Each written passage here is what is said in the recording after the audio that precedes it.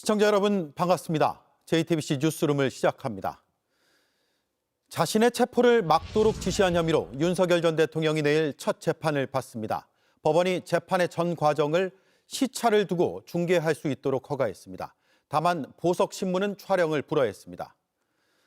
박성재 전 장관이 조서에 서명 날인을 하지 않고 돌아갔습니다. 내란 특검에서 피의자 신분으로 13시간 조사를 받았는데 영상 녹화로 가름해달라고 요청했습니다. 부적절한 발언이며 조치를 검토하겠다. 정성호 법무부 장관이 검찰총장 대행에 대해 조치를 언급했습니다. 노만석 대행은 어제 검찰청 폐지를 담은 정부 조직 개편안이 법사위에서 통과되자 개혁의 오점이라며 반발했습니다. 법기술자의 행태를 여실히 보여준 윤석열 전 대통령. 내일 2달여 만에 그 모습이 공개됩니다. 특검이 전체 생중계를 신청했지만 법원은 일부만 허용하기로 했습니다. 김태형 기자입니다.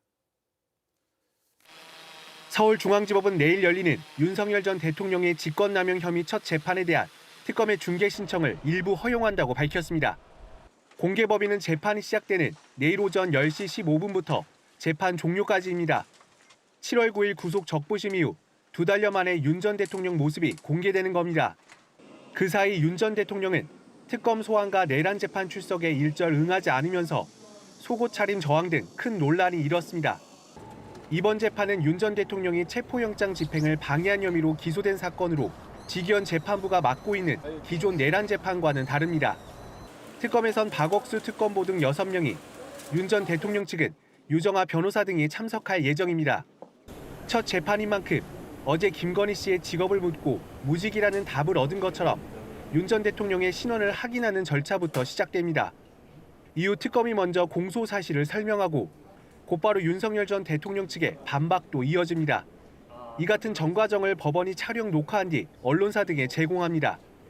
윤 전 대통령에 대한 보석신문은 중계와 촬영 모두 허가하지 않았습니다. 이에 대해 중앙지법은 재판부가 내일 법정에서 보석신문의 촬영과 중계를 불허한 이유를 설명할 것이라고 했습니다. 윤 전 대통령의 내란 재판은 오늘도 열렸는데 역시 불출석했습니다. 11번 연속입니다.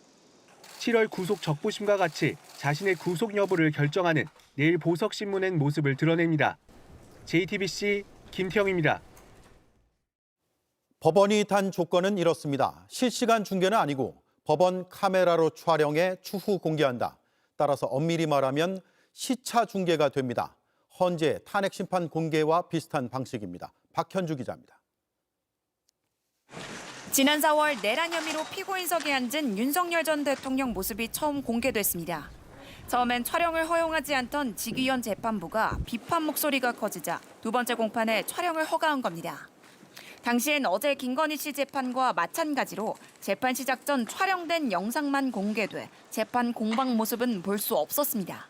이제 예정된 공판 절차를 진행하기 위해서 촬영을 종료하도록 하겠습니다.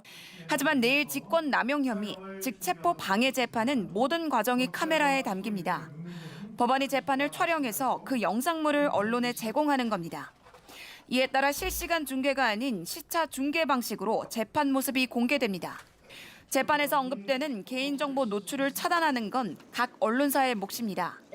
이는 헌법재판소의 탄핵심판 중계와 같습니다. 헌재는 재판 영상 파일을 재판 이후 혹은 휴정 시간에 언론에 공유했습니다. 심판정 전체 모습은 물론 질문 하나하나 모두 담겼습니다. 계엄의 목적은 거대 야당의 경종을 울리고 부정선거의 증거를 수집하기 위한 것, 이렇게 정리하면 됩니까? 이러한 이유로 비상계엄을 선포할 수 있다고 생각을 하시는 거죠? 윤 전 대통령도 직접 발언했습니다. 마치 어떤 호수 위에 떠 있는 달 그림자 같은 거를 쫓아가는 그런 느낌을 좀 많이 받았고요. 대리인의 말도 화제가 됐습니다. 저는 계몽되었습니다. 내일 재판 중계 결정은 향후 윤 전 대통령과 김건희 씨 재판에도 영향을 끼칠 가능성이 있습니다. JTBC 박현주입니다. 김건희 씨가 어제는 법원, 오늘은 특검에 나왔습니다. 그림 인사청탁 의혹, 다시 말해 뇌물 혐의에 대해 조사가 이뤄졌습니다. 현장으로 가보겠습니다. 김지용 기자, 약 한 달 만에 특검 조사에 임했는데 대체로 진술을 거부했군요. 네, 김건희 씨는 오늘 오전 10시 호송차를 타고 이곳 김건희 특검 사무실에 출석했습니다. 지난달 29일 구속 기소된 이후 약 한 달 만에 첫 소환 조사입니다. 김상민 전 검사로부터 이우원 화백의 그림을 받고 지난해 총선 공천 그리고 국정원 법률특보 임명 과정에 관여했다는 뇌물 혐의로 조사를 받았습니다. 금일 오전 10시부터 이우환 화백 그림 공여 의혹 사건과 관련하여 김건희 씨를 특가법 위반 뇌물 혐의 피의자로 조사 중에 있습니다. 조사는 약 4시간 만에 마무리됐는데요. 점심시간 등을 제외하면 실제 조사는 2시간도 이루어지지 않은 걸로 보입니다. 이 특검의 모든 질문에 대해 김건희 씨가 진술을 거부했기 때문인데요. 김건희 씨 변호인은 관련자들의 진술이 엇갈리는 상황이기 때문에 앞으로도 진술을 거부하고 재판에서 대응할 예정이다 이렇게 밝혔습니다. 네, 새로운 의혹에 대해서도 조사가 시작됐죠? 맞습니다. 특검은 김건희 씨의 학폭 무마 의혹 관련 본격적인 수사에 착수했습니다. 김승희 전 대통령실 비서관 딸의 학폭 사건이 벌어지자 김건희 씨가 교육부 차관과 통화한 뒤 학폭위 처분에 관여했다는 의혹인데요.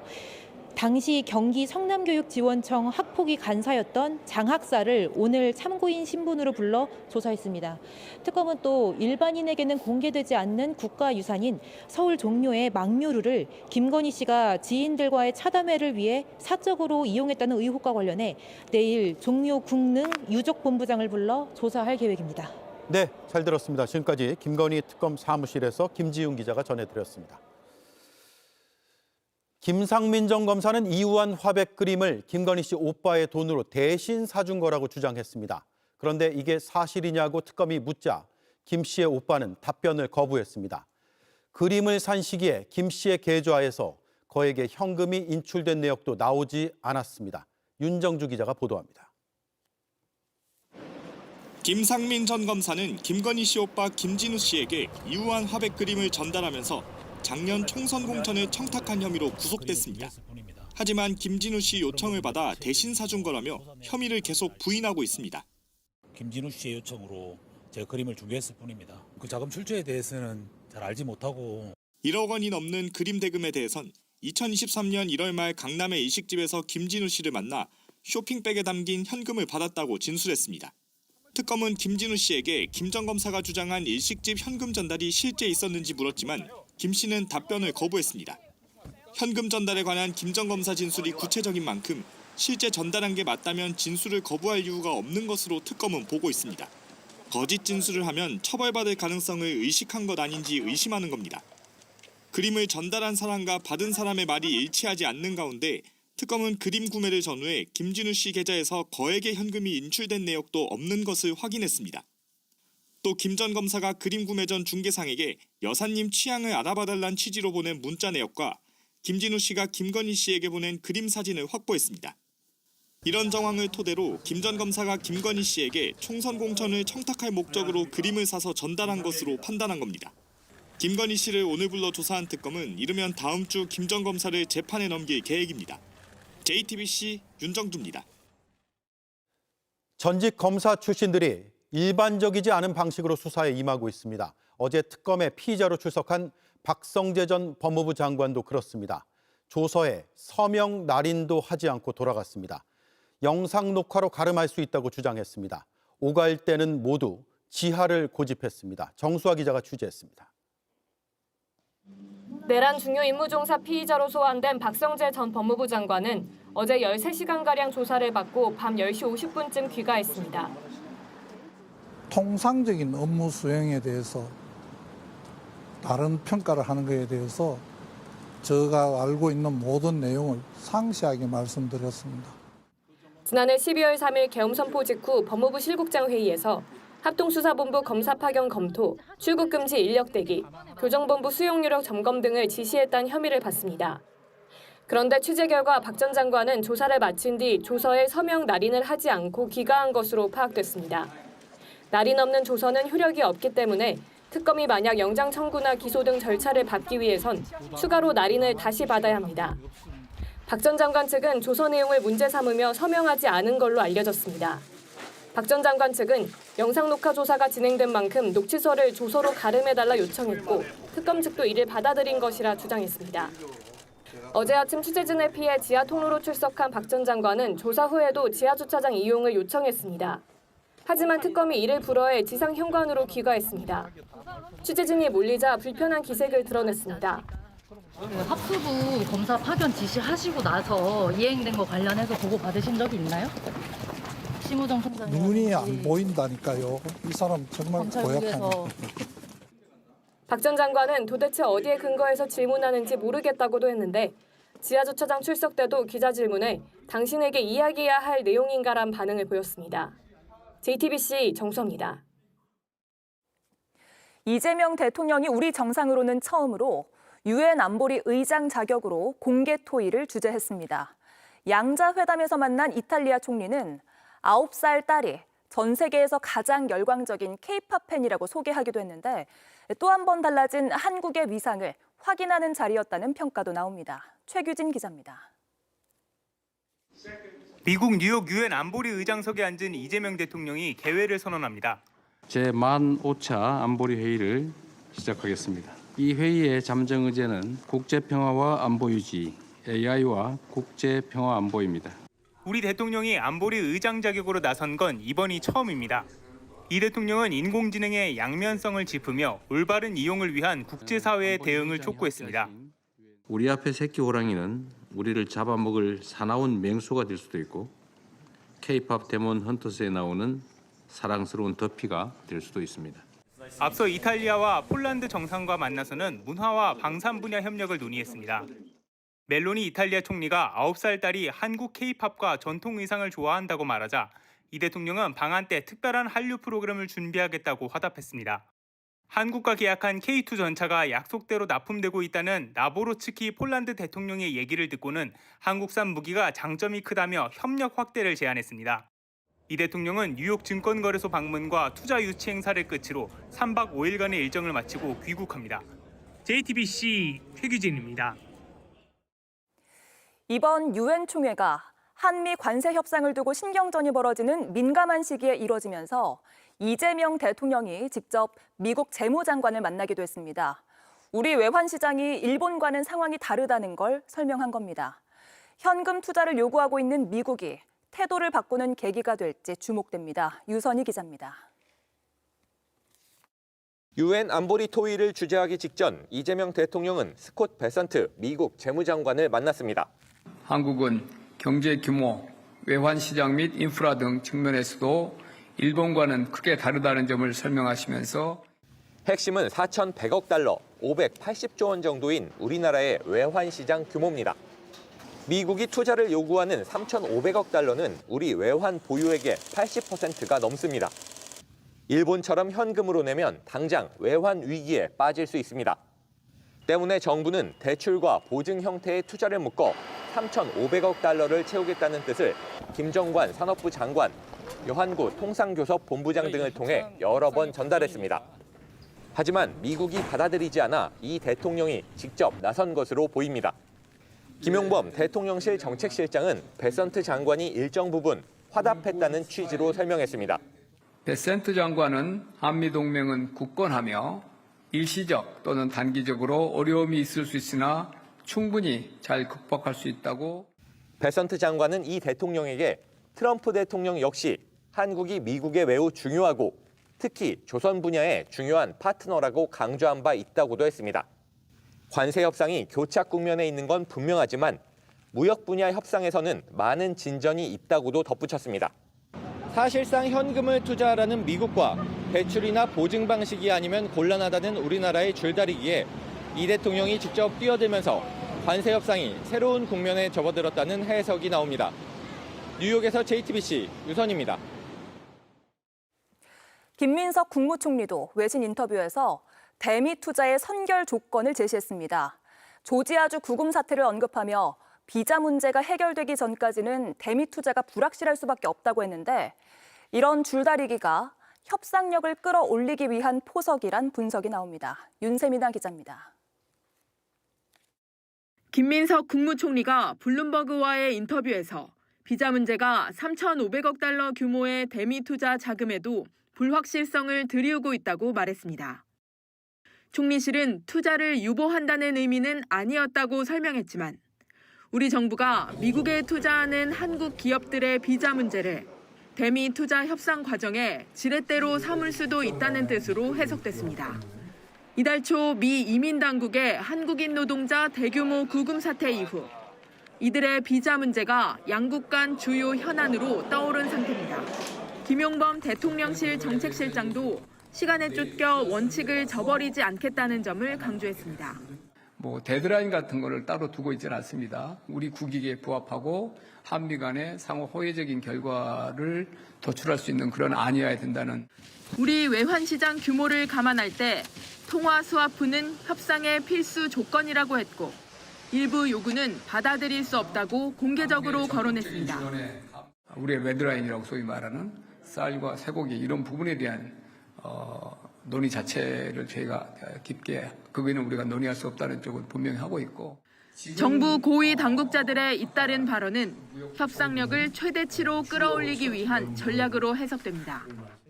김 총리가 블룸버그에 우리 협상팀뿐 아니라 국민들 사이에서도 받아들이기 어렵다는 분위기가 있다며 국내의 부정적 여론을 언급한 것도 같은 맥락입니다.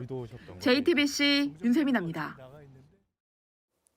다만 미국과의 줄다리기가 길어지면서 기업에 가중되는 부담은 커지고 있습니다.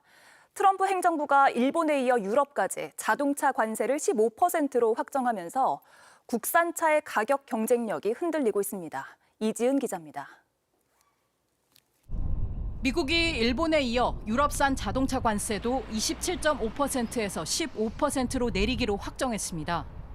최혜국 대우에 따라 지난달부터 미국에 수출한 차에 소급 적용됩니다. 여전히 관세율이 25%인 국산차는 상대적으로 불리해졌습니다. 미국에서 기본가 57,000달러에 팔리던 현대차 제네시스 G80은 원래 메르세데스 벤츠 E350 세단보다 5,000달러 정도 쌌습니다. 하지만 유럽산 차 관세가 낮아지면서 두 차는 71,000달러대의 비슷한 가격이 됐습니다. 점유율 경쟁을 벌여온 BMW의 X5도 마찬가지입니다. 일본이 우위를 차지한 중저가 차 시장에 이어 고급 세단 시장에서 가격 역전이 우려되는 겁니다. 특히 미국에서 판매하는 제네시스는 2개 차종을 제외한 전량을 우리나라에서 생산해 수출하고 있습니다. 아주 가격에 민감한 소비자들 입장에서는 우리 현대기아가 10% 비싸다면 예를 들어서 일본이나 이웃 쪽 차로 옮겨갈 가능성도 충분히 있어 보이고요. 15%로 내려가기 전까지는 좀 수익성 어떤 가격 경쟁력에서 조금 열세에 놓일 수밖에 없습니다.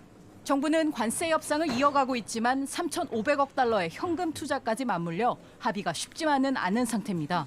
미국 쪽은 3,500불 투자 패키지에 대한 한미 간의 실질적인 MOU 합의가 있어야 이제 자동차 관세를 낮추겠다는 그런 입장이죠. 자동차 업계는 당분간 가격을 유지해 미국 시장 점유율을 지킨다는 계획이지만 관세 협상이 늦어질수록 하반기 실적 부진은 불가피합니다. 현대차와 기아의 3분기 영업이익은 각각 24%와 15% 줄 걸로 전망됩니다. JTBC 이지은입니다. 정성호 법무부 장관이 검찰총장 대행에 대해 조치를 언급했습니다. 개혁의 오점이 될 수 있다며 검찰청 폐지에 반발했기 때문입니다. 국회 법사위 소속 여당 의원들은 엄정하게 기강을 잡으라고 요구했습니다. 조혜영 기자입니다. 검찰청 폐지를 담은 정부 조직 개편안이 어제 국회 법제사법위원회를 통과한 뒤 노만석 검찰총장 직무대행은 곧바로 입장문을 냈습니다. 검찰을 지우는 건 도리어 성공적인 검찰개혁의 오점이 될 수 있다고 한 겁니다. 이어진 법사위 전체 회의에선 여당 의원들을 중심으로 검찰 조직에 반란을 유도하는 거 아니냐는 비판이 나왔습니다. 정성호 법무부 장관은 노 직무대행이 개인 소견을 밝힌 정도로 보인다고 해명했습니다. 대검 차장이 검찰개혁에 반대하는 입장이 있다고 생각하지는 않습니다. 분명하게 본인도 과거 검찰권의 오남용에 대해서 깊은 반성을 하고 있다는 얘기를 했고요. 하지만 의원들의 항의는 계속 이어졌습니다. 오점이 아니고 개혁인 거잖아요. 그러면 개혁은 누가 초래한 겁니까? 엄정하게 기강을 잡아주시기를 당부드리겠습니다. 결국 정 장관도 부적절한 발언이었다며 선을 그었습니다. 노만석 처장의 해당 발언은 저도 부적절하다고 느끼고 있고요. 어떠한 조치가 적절한지는 지금 연구해서 좀 보고 드리도록 하겠습니다. 정부 조직 개편안이 통과되면 1년간 유예 기간을 거쳐 검찰청은 78년 만에 폐지되고 공소청과 중수청이 신설됩니다. JTBC 조혜연입니다. 국회 본회의에 검찰청을 폐지하는 정부 조직 개편안과 새로운 방송통신미디어위원회를 설치하는 법을 비롯해 4건의 쟁점 법안이 상정됐습니다. 국민의힘은 무제한 토론에 나섰습니다. 국회로 가보겠습니다. 강희영 기자, 민주당이 주도하는 법안이 본회의에 다 오른 것이죠? 네, 그렇습니다. 오늘 국회 본회의엔 이 검찰청을 폐지하고 기재부의 기능을 분리하는 이 정부조직법 개정안과 현재 방통위를 대신할 방송미디어통신위원회를 설치하는 법안 등 이 4개의 쟁점 법안이 상정됐습니다. 모두 민주당이 주도하는 개혁 법안들인데요. 본회의에 앞서 정부 여당은 국민의힘이 반발하던 금융감독원과 금융위 개편 부분을 새 정부조직법에서 빼겠다면서 막판 협상에 나섰지만 결국 불발됐습니다. 국민의힘은 이런 조정과 무관하게 이 4개의 쟁점 법안에 대해서 무제한 토론, 즉 필리버스터에 돌입하겠다고 했습니다. 약 20분 전 박수민 의원부터 이 정부 조직법 개정안을 두고 필리버스터를 시작한 상태입니다. 이 필리버스터는 24시간이 지나면 민주당이 이 다른 야당들과 함께 표결로 토론을 강제 종결할 수 있지만 이 국민의힘은 이 4박 5일간 이 법안 처리를 지연시키겠다는 계획입니다. 예. 그런데 비쟁점 법안을 처리하는 과정에서 부정투표냐 아니냐의 논쟁이 벌어졌다면서요? 네, 맞습니다. 이 오늘 쟁점 법안 외에도 공익신고자 보호법 일부 개정안 그리고 이 민주유공자법 등 비쟁점 법안이 신속 처리 안건, 이 지정 동의의 건으로 묶여서 올라왔는데요. 그런데 투표 이후의 개표 과정에서 이 투표 수보다 의원들의 명패 수가 하나 더 나와서 야당에서는 부정투표 논란을 제기했습니다. 직접 들어보시죠.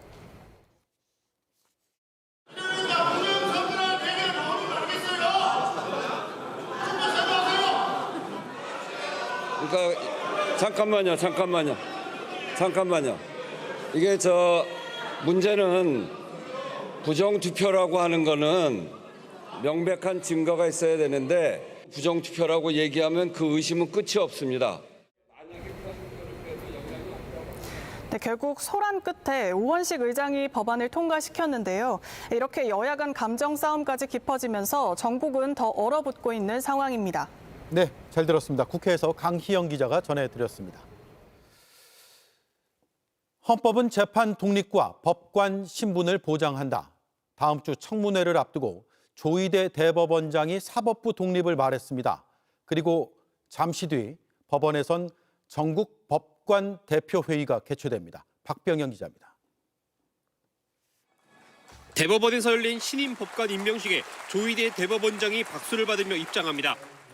얼굴에 미소를 지으며 신임 법관들에게 직접 판사복을 입혀줍니다. 하지만 당부의 말을 전할 때 표정은 사뭇 달랐습니다. 사법부가 지닌 책무의 무게는 그 어느 때보다 더 막중하다고 할 것입니다. 사법부 독립을 강조했고 우리 헌법은 재판의 독립을 천명하고 법관의 신분을 보장하고 있습니다.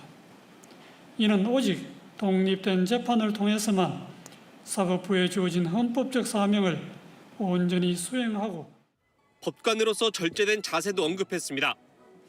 법관 개개인의 신중하고 절제된 처신과 언행이 뒤따르지 않는다면 재판 독립은 국민으로부터 공감을 얻지 못한 채 공허한 후에 그칠 것입니다.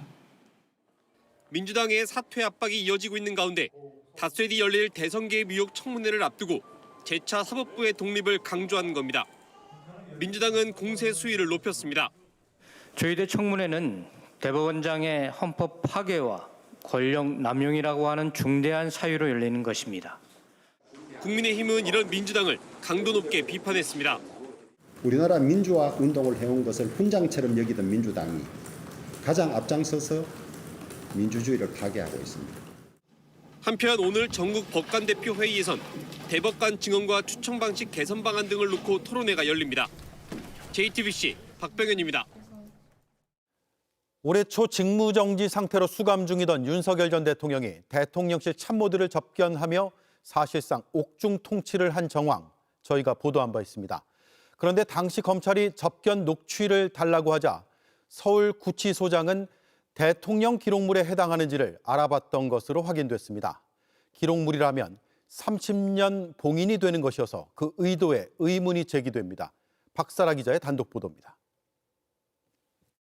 윤석열 전 대통령이 직무정지 상태로 서울구치소에 수감돼 있던 지난 2월 서울구치소가 대통령 기록관에 보낸 공문입니다. 김현우 구치소장 명의로 윤 전 대통령의 외부인 접견 녹음 파일이 대통령 기록물에 해당하는지 유권 해석을 해달라고 한 내용입니다. 당시 비상계엄을 수사하던 검찰이 접견 기록 제공을 요청하자 최장 30년간 봉인되는 대통령 기록물인지를 알아본 겁니다. 국민 누가 봐도 대통령 기록물에 해당되지 않음에도 불구하고 문의를 했다는 것 자체가 사실상 증거를 은폐하고 인멸하려고 한 수사 방해 의도까지 있는 게 아니냐. 실제 윤 전 대통령은 자신을 찾아온 대통령실 참모들에게 대통령실이 직접 미국과 소통해야 한다는 등 현안과 관련해 사실상 지시를 한 것으로 드러난 바 있습니다. 구치소의 문의에 대통령 기록관은 해당 기관에서 판단함이 바람직하다며 답변을 회피했습니다. 결국 대통령 기록물 이관이나 지정은 이뤄지지 않았습니다. 이 과정에서 대통령실이나 경호처 지시가 있었는지 꼭 확인해야 될 것으로 보입니다. 구치소 측은 대통령 기록물 지정을 검토하거나 관련해 대통령실의 요청을 받은 적은 없다고 밝혔습니다. 하지만 민주당은 김 전 소장을 국정감사에 불러 이를 확인하겠다는 입장입니다. 김 전 소장은 강희구 전 대통령실 부속실장이 윤 전 대통령 접견 때 휴대전화를 반입할 수 있게 특혜를 줬다는 의혹으로도 현재 경찰 수사를 받고 있습니다. JTBC 박사라입니다. 안창호 국가인권위원장이 출국 금지된 김용원 인권위원회 다음 달 해외 출장을 승인해줬습니다. 안 위원장은 특검 활동 기간이 이달까지여서 가능할 것으로 생각했다고 주장했습니다. 그런데 뒤집어 생각해보면 기소되지 않을 것으로 미리 판단하고 승인해준 셈이 됩니다. 김휘란 기자가 단독 보도합니다.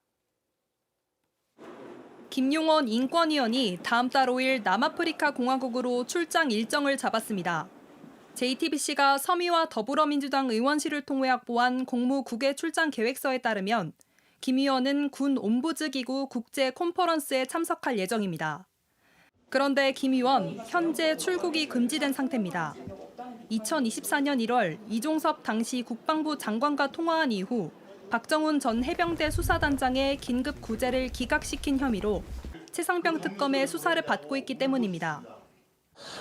기각 결정을 하도록 하겠습니다. 동의하지 않습니다. 이런 상황에서 안창호 국가인권위원장은 지난 16일 김 의원의 해외 출장을 승인했습니다.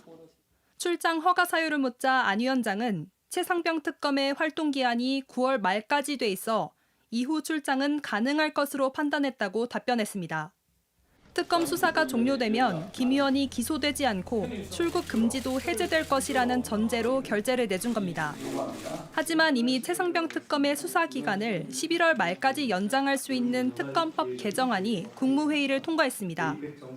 출장 계획서엔 우리나라 군인권 보호제도의 운영 성과를 국제사회에 소개할 계획이라는 목적도 적혔습니다. 최혜병 사건의 피의자인 김용원 의원이 군 인권을 보호할 자격이 있는지 국민적 비판이 거센 상황입니다. 안창호 위원장의 아나무인식 해외 출장 승인이 아니라 김용원 의원의 업무를 즉각 정지시켜야 합니다. 인권위 측은 논란을 의식한 듯 아직 내부 검토가 진행되고 있다며 이번 달 안에 출장 확정 여부가 정해질 것이라고 설명했습니다. JTBC 김일환입니다. 부장검사가 지청장과 차장검사를 수사 의뢰하는 초유의 일이 벌어졌습니다.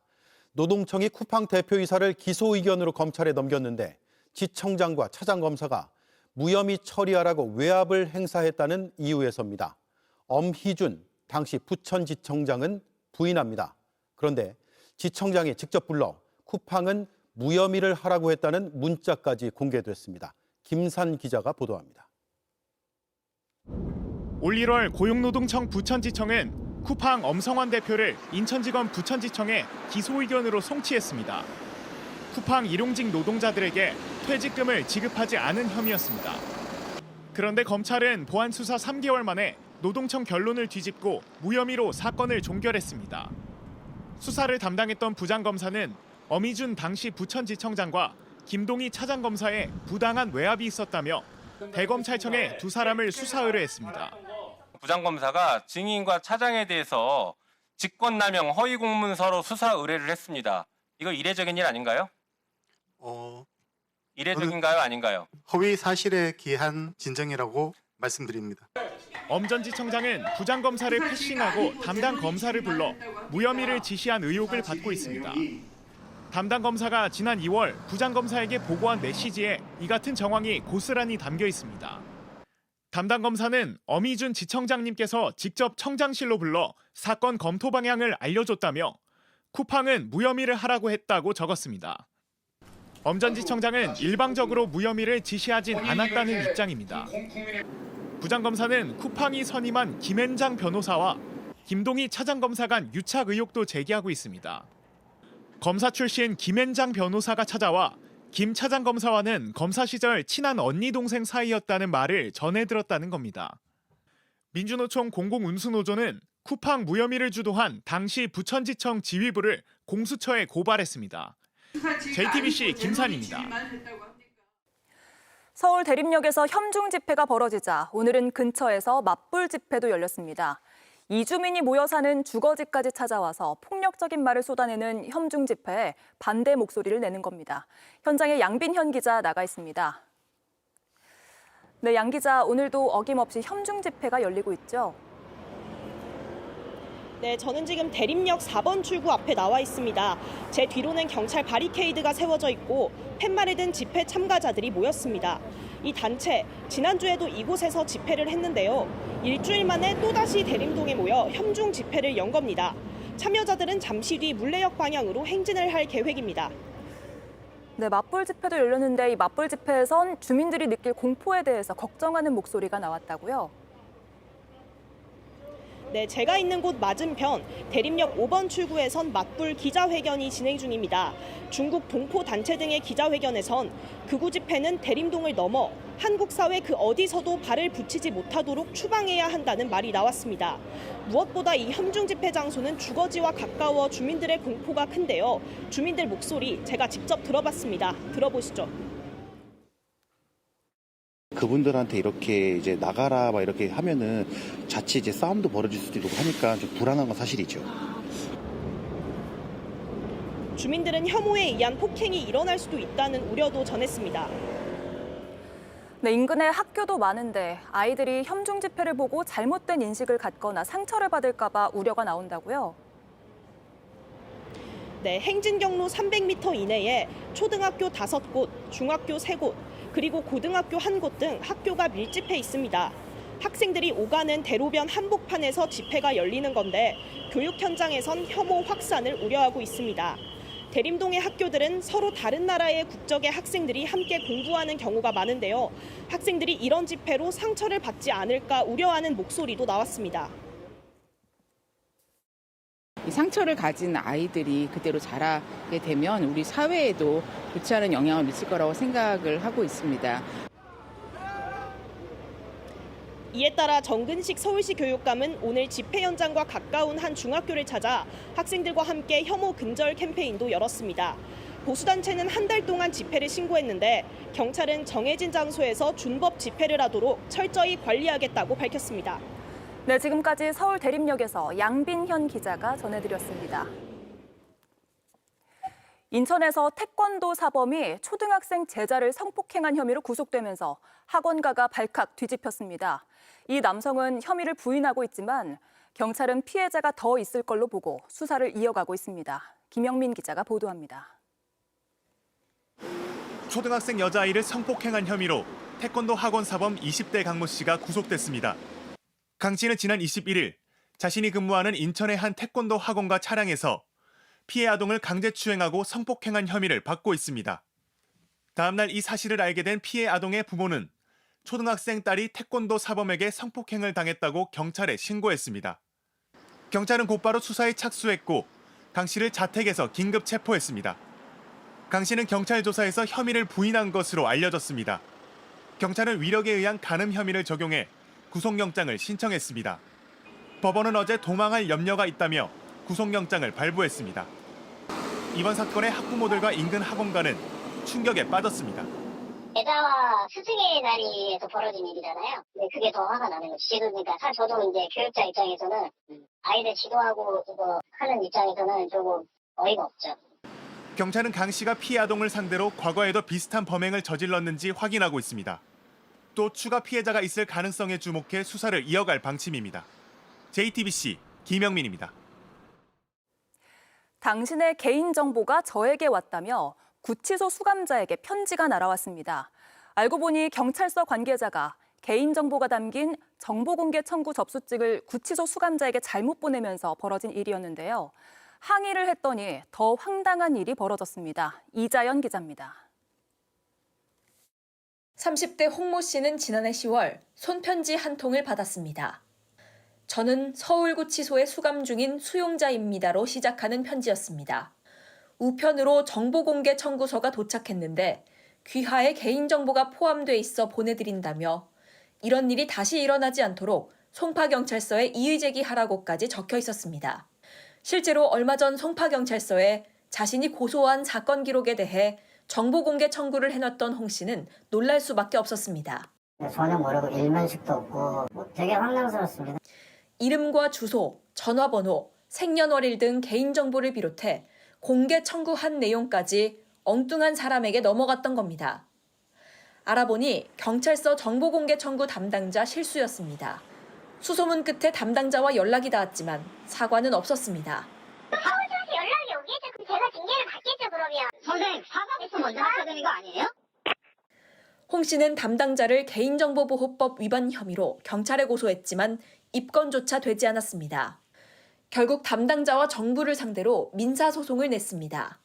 일반인한테 유출됐어도 되게 걱정이 많았을 텐데 이제 힘없는 일개 개인이 국가기관이랑 다툰다는 것 자체가 너무 힘들고.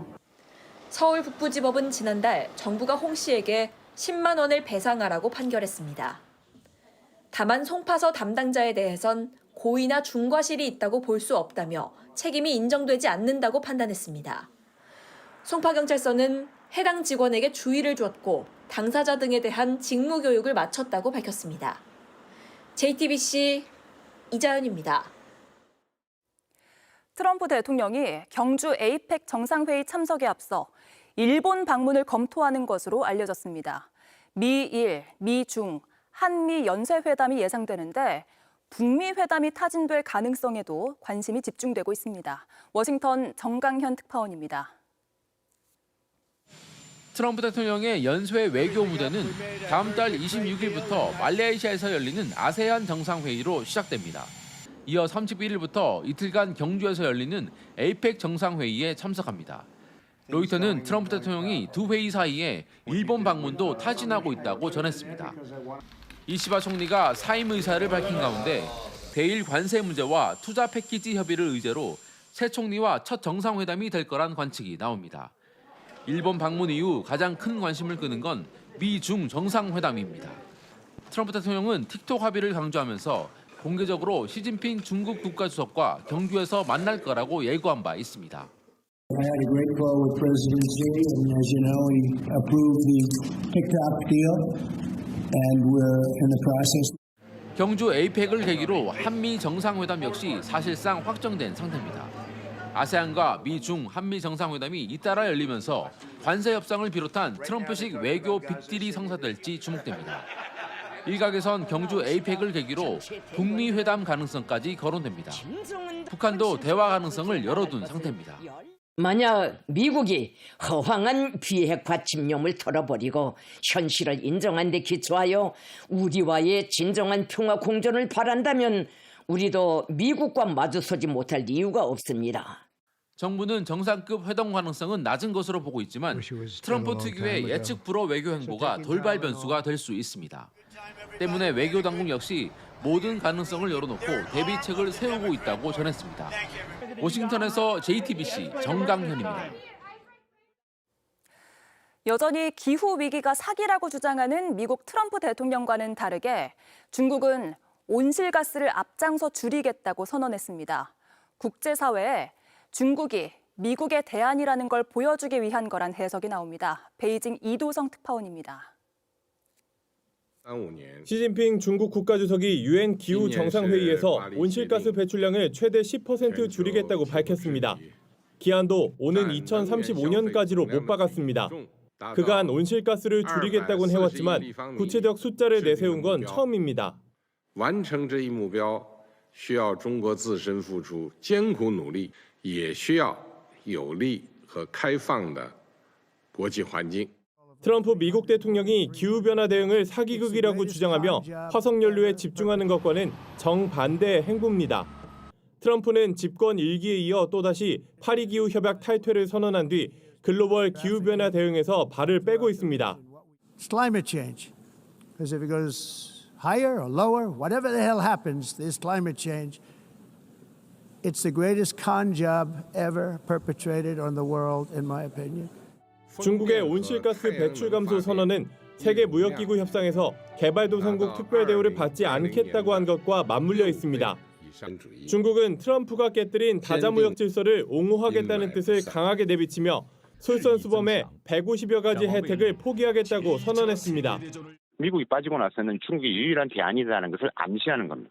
책임지고 나갈 수 있는 결국은 우리 중국밖에 더 있느냐? 미국의 빈자리를 빠르게 차지하고 나선 중국은 책임 있는 대국의 이미지를 챙기며 다른 국가들에 대한 영향력을 점차 키워가고 있습니다. 중국 베이징에서 JTBC 이도성입니다. 미국의 이민 단속국 구금시설에서 총격 사건이 발생해 수감자가 숨졌습니다. 트럼프 행정부는 즉각 좌파 때문이라며 책임을 돌렸습니다. 윤재영 기자입니다. 미국 텍사스주 댈러스의 이민세관 단속국 구금시설 앞에 경찰차가 서 있습니다. 이른 아침 총격 신고를 받고 출동한 겁니다. 누군가 쏜 총탄에 멕시코인 수감자 1명이 숨지고 2명이 다쳤습니다. 경찰 조사 결과 총격범은 29살 조슈아 얀으로 확인됐습니다. 얀은 인근 건물 옥상에서 이민세관 단속국을 노린 조준 사격을 한 뒤 스스로 목숨을 끊었습니다. 현장에서는 이민단속국 반대 문구가 적힌 총알이 발견됐습니다. 트럼프 대통령은 즉각 좌파를 겨냥했습니다. 급진 좌파가 이민단속국을 악마화하고 나치에 비유한 결과라며 좌파 테러 조직을 해체하겠다고 했습니다. 구통령과 국토안보부 장관도 한 목소리로 좌파에 책임을 돌렸습니다. Is that in Dallas, Texas, an ICE facility, an Immigrations and Customs Enforcement facility, was opened fire upon by a violent left-wing extremist. It is time to stop the rhetorical assault on law enforcement. Because here's what happened. 미국에서 이민 정책을 둘러싼 갈등은 물리적 충돌로 이어지고 있습니다. 지난달에는 배낭을 맨 남성이 해당 구금센터를 폭탄 테러하겠다고 위협했고 앞서 7월엔 다른 구금센터에서 총격 사건이 벌어졌습니다. 미 국토안보부에 따르면 트럼프 대통령 취임 이후 6개월 동안 이민단속국 요원을 노린 폭력 사건은 전년 대비 8배 늘어난 79건이 접수됐습니다. JTBC 윤재영입니다. 4, 5억을 내면 대단지 아파트에 살 수 있다더니 10년이 지난 지금 분담금이 15억 원으로 불어났습니다. 서울 영등포의 한 지역주택조합 얘기입니다. 그런데 이곳에서 최소 500억 원의 횡령 의혹이 불거졌습니다. 알고 보니 조합장의 부인 회사에 350억 원어치의 일감을 몰아줬습니다. 이중계약을 맺어 150억 원의 업무 대행비도 썼습니다. 정아람 기자가 취재했습니다. 다음 달 착공을 앞둔 서울 신기로동 지역주택조합 부지입니다. 10년 전 주민들은 4에서 5억 원을 내면 2000세대 대단지 아파트에 살 수 있단 말에 조합에 가입했는데 지금은 불만으로 가득합니다. 공사비 상승 등을 이유로 조합이 분담금을 15억 원으로 3배가량 올렸기 때문입니다. 그거 받을 적에는 4억 5천이 그러면 뭐 더 내는 것도 없고 뭐 그래가지고 그걸 하나 한 거거든. 우린 그럼 그거 못해. 돈이 있어 뭐가 있어. 그 날감 도는 대로 아니에요? 그런데 서울시 공공변호사 회계사가 실태조사한 결과 수상한 점들이 확인됐습니다. 조합이 지출한 업무대행 용역비 대역. 업무대행은 각종 인허가나 민원 등 잡무를 조합 대신 처리하는 용역인데 한 업체만 지급한 돈이 10년간 350억 원입니다. 조사 결과 이 돈을 받은 업체 대표는 조합장 부인으로 드러났고 알고 보니 조합은 다른 업체들에도 200억 원을 주고 같은 업무 대행 용역을 또 맡겼습니다. 일단 좀 금액이 크기도 하고 동시에 여러 군데로 나가면 안 되는데 본인이 본인한테 지불한 걸로 볼 수도 있는 거죠. 또 조합은 분양 대행 등 업무도 여러 업체에 중복으로 맡깁니다. 이 금액도 150억 원에 달합니다. 자금 집행 대부분은 절차 없이 진행됐습니다. 서울시 공공변호사 측은 이렇게 집행한 돈들은 횡령 가능성이 있다는 고발 입장을 냈습니다.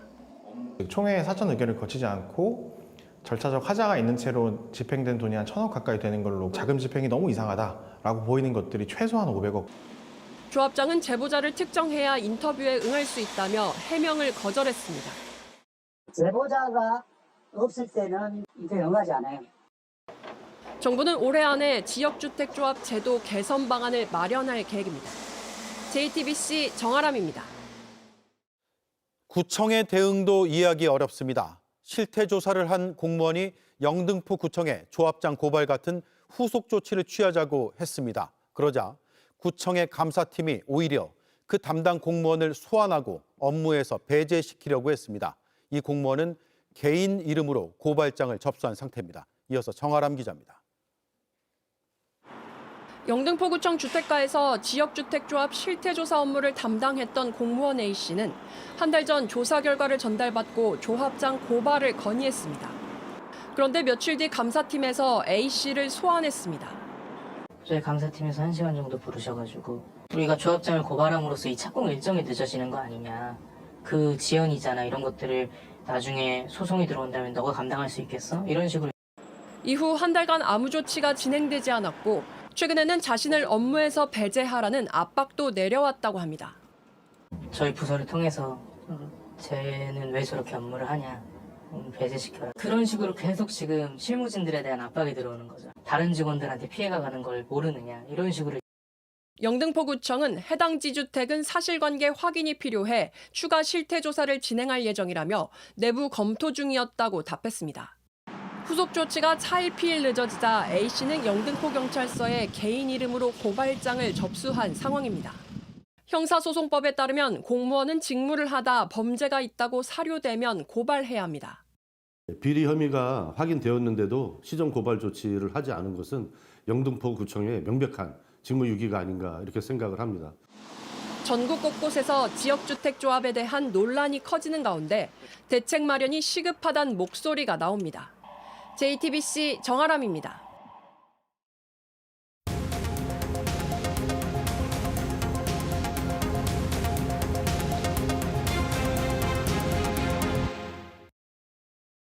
So I'm like, hey, chat, GBT, talk to me. And do you have numbers for me? And so 2 days go by and I'm sitting in a meeting and I look at my phone. It says, please collect your lottery winnings. 네, AI가 뽑아준 번호로 2억 원 로또에 당첨됐다는 여성이 나왔습니다. AI가 확률 계산을 해서 당첨 번호를 맞힐 수 있다는 얘기인데 과연 가능한지 김혜미 기자와 확인해 보겠습니다. 듣기엔 솔깃하네요. 네. 그렇지만 결론부터 말씀드리면 AI도 못한답니다. 기술이 부족해서가 아니라 복권 추첨 방식 그 자체 때문인데요. 미국의 슈퍼볼 보여드리겠습니다. 우리나라의 로또도 그렇고요. 완전한 무작위 추첨 방식입니다. 그러니까 추첨 공의 크기, 무게 이런 외부 변수가 철저하게 통제되어 있습니다. 따라서 우리가 주사위를 이렇게 던져서 굴리는 것처럼 특정 숫자가 나올 확률 항상 같습니다. 그럼에도 불구하고 혹시나 해서 국내 AI 전문가 3명에게 확인해봤습니다. AI가 할 수 있는 건 규칙을 찾아서 예측을 하는 것인데 무작위 추첨에 그 규칙이 없다. 따라서 복권 번호는 AI가 예측할 수 없다는 명확한 대답이 돌아왔습니다. 예. 네. 규칙이 있어야 예측을 할 수가 있는데 규칙이 없으니까 예측을 못한다라는 건데 AI가 추천해주는 번호는 그러면 뭐가 됩니까? 네, 지금 AI가 하는 답은요. 무작위에 가깝다는 게 전문가들의 분석입니다. 예. 분석한 결과라면 만약 AI가 분석을 해서 내놓는 거라면 같은 질문을 던졌을 때 동일한 결과를 내놔야 하는데 그렇지 않다는 겁니다. 그래서 팩트체크팀에서 70명을 모아서 각자 한번 해봤습니다. 그랬더니 6개 똑같은 번호를 추천한 경우는 거의 없었고요.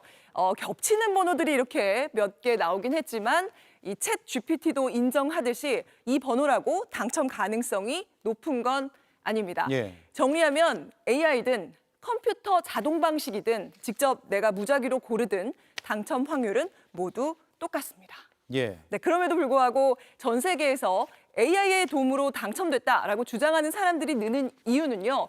이렇게 AI를 사용하는 사람들이 점차 늘어서 지금 17억 명, 그러니까 전 세계 10명 중 2명꼴이나 되기 때문인 것으로 보입니다. 예. 로또 명당 있잖아요. 네.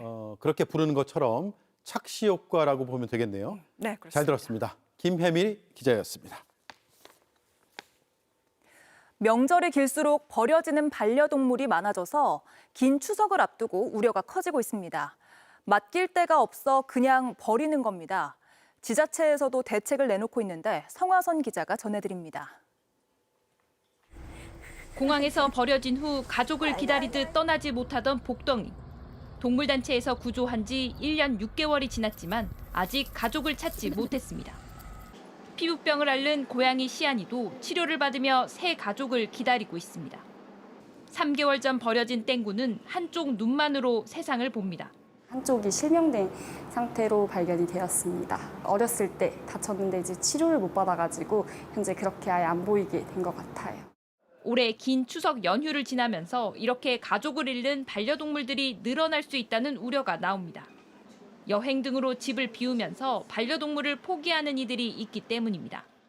최근 4년간 추석 연휴에 구조된 동물 수를 비교해보면 연휴가 가장 길었던 2023년 1000마리가 구조됐습니다. 하루에 약 160마리가 버려진 셈입니다. 끝까지 책임을 지고 잘 돌봐야 된다는 그런 인식이 좀 있어야 되는데 내가 돌볼 수 있는 환경이 아니면 버리는 걸로 해결하는. 이러다 보니 지자체에서도 위탁 보호 비용을 지원하는 등 각종 대책을 내놓고 있습니다. 추석 연휴에 하루 5,000원만 내면 지역 주민의 반려동물을 보호해주는 곳도 있습니다. 반려동물이 갑자기 아프거나 잃어버렸을 때 또는 배회하는 동물을 발견했을 때는 국가동물 보호 정보 시스템을 통해 도움을 받을 수 있습니다. JTBC 성화선입니다.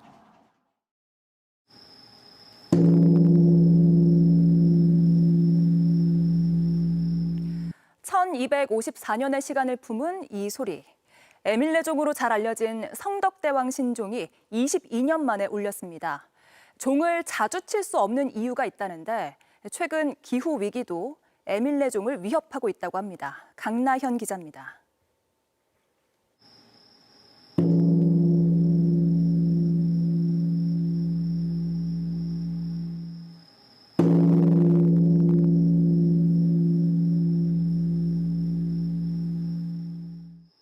(1200년) 시간을 건너 고요한 가을밤을 채운 12번의 종소리.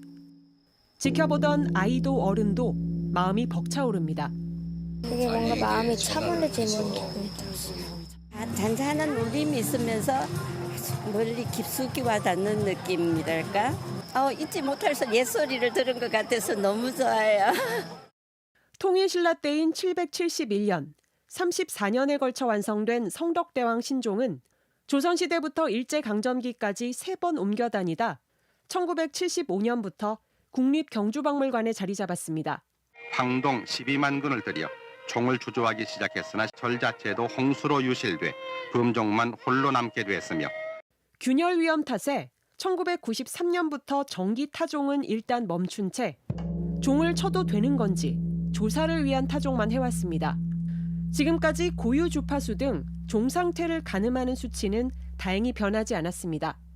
다만 앞으로 어떻게 보존할지를 두곤 고민 중입니다. 박물관에선 종을 안 치는 게 완벽한 보존은 될 수 없다며 결국 실내로 옮겨야 한다고 보고 있습니다. 금속 유물이라 건조한 곳에 있어야 하는데 기후위기로 고온다습 현상은 더 심해진 데다 무게 18.9톤인 종이 매달린 고리, 용류가 약해 종을 일정 기간 내려둘 공간도 필요하다는 겁니다. 봄, 가을이나 이렇게 날씨가 좋을 때는 지금처럼 이렇게 개방형으로 되어 있다가 여름이나 겨울 온습도에 문제가 있을 때는 실내 환경으로 그렇게 바꿀 수 있는 그런 건물을 좀. 이렇게 하면 1년에 한 번은 시민들 앞에서 종을 울릴 수 있다고 보고 내년부터 본격적으로 추진할 계획인데 건립에 필요한 500억 원대 예산 확보가 관건입니다. JTBC 강나현입니다.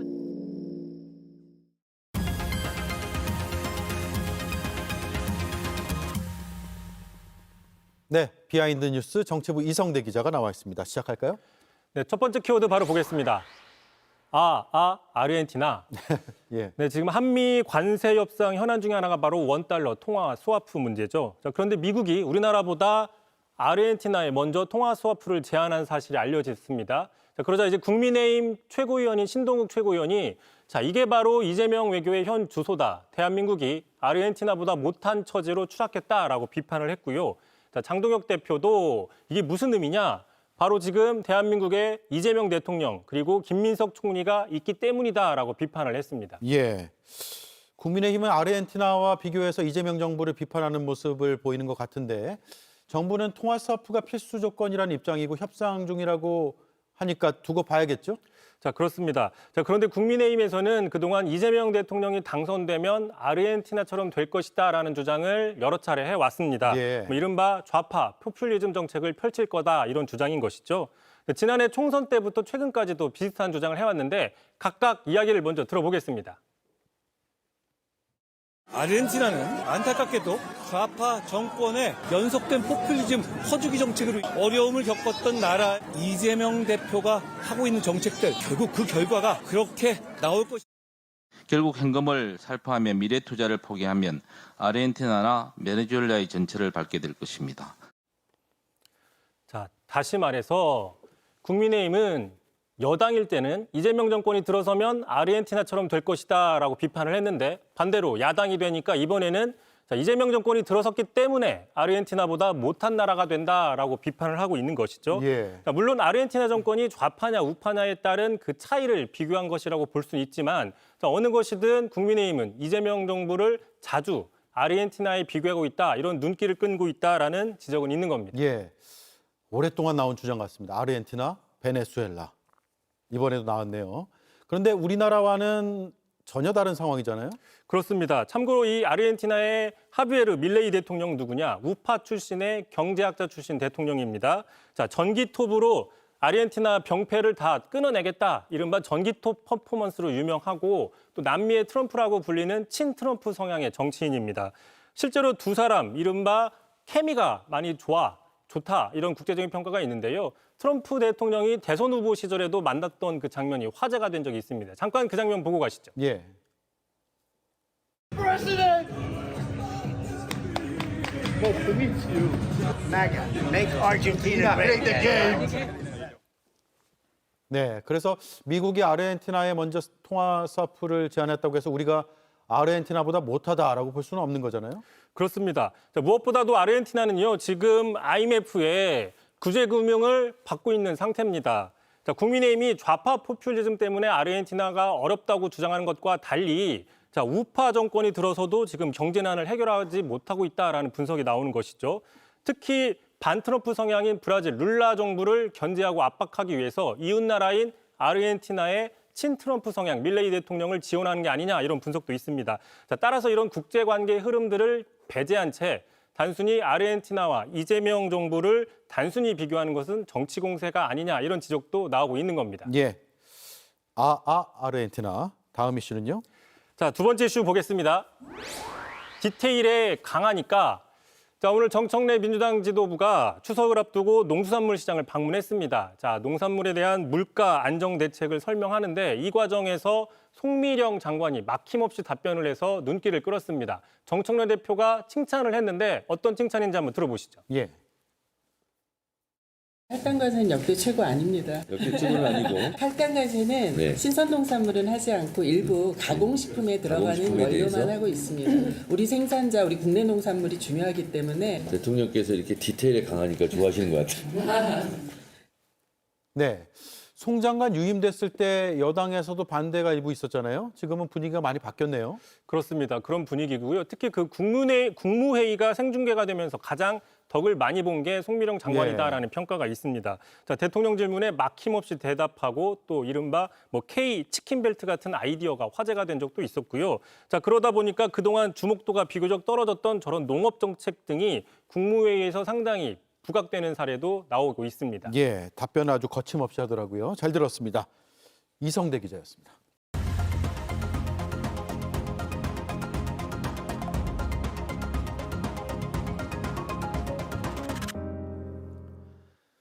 직업이 무엇입니까?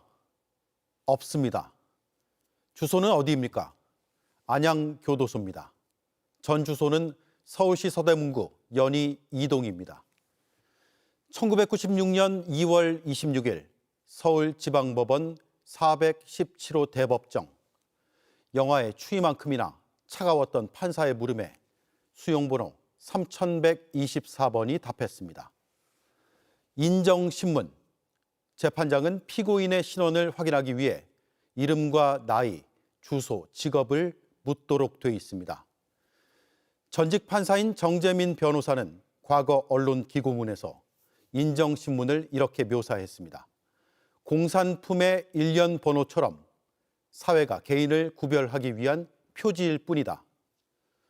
누려온 권력과 후광이 되어준 사회적 지위를 모두 내려놓고 법 앞에선 한 개인으로 돌아가게 만드는 그 질문. 직업이 무엇입니까? 무직입니다.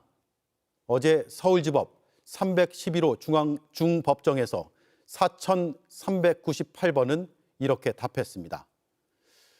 그리고 내일 수용번호 3617번의 재판이 하나 더 시작됩니다. 그 자리에서도 재판장은 똑같이 물을 것입니다. 직업이 무엇입니까? 앵커 한마디였습니다. 네, 뉴스룸 마칩니다. 내일 뵙겠습니다. 고맙습니다.